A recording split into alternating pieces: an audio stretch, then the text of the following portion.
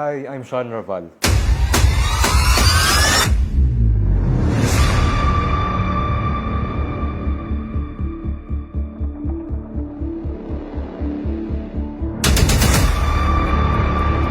Aking iniidolo is my dad, Jeric Raval, the bad boy action star of the 90s. And bakit? And gusto ko talaga yung mga scenes niya, yung galawan niya, matigas, astig. And I just wanna be like my father if given a chance na maging bad boy or action star.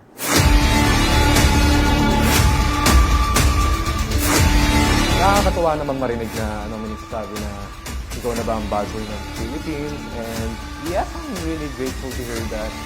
And tell me why. Gusto ko lang talaga. Pero syempre, hindi yung bad na bad Just for the entertainment industry.